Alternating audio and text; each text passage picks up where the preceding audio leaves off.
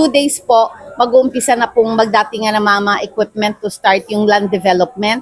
And we are projecting na hanggang 2027 matapos po ang ating OFW Convention and Tourism Center. Ano kalawak po yung area po na tatanungin? If I'm not mistaken, ang umpisa po na pag-usapan namin parang 4,000 square meter pero lumaki po parang naging less than 7,000 square meter yata. Ito po ba i-request o initiative niyo po ito? Inisyatibo po ng OFW Party List ng inyong Congresswoman Marisa Delmar Magsino ang OFW Party List na Convention and Tourism Center. Bakit?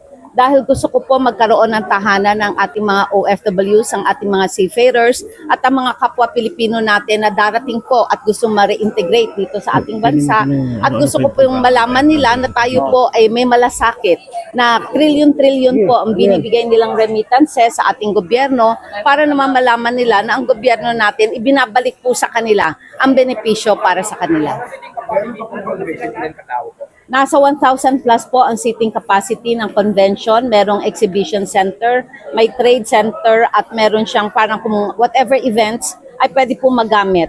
At sabi ko nga po magkakaroon ng Seafarers Hub, magkakaroon ng OFW Hub at syempre kinakailangan makita natin na ma-maximize into tourism din dahil global economy po matutulungan nito, madadagdagan ng trabaho ng ating mga kababayan lalo na within the Batangas area. Magkakaroon po ang taxes, ang Municipality of Laurel, mag-open po ang local at international global stage kasi different exhibitors, expositions, traders can come and visit and use the facility po.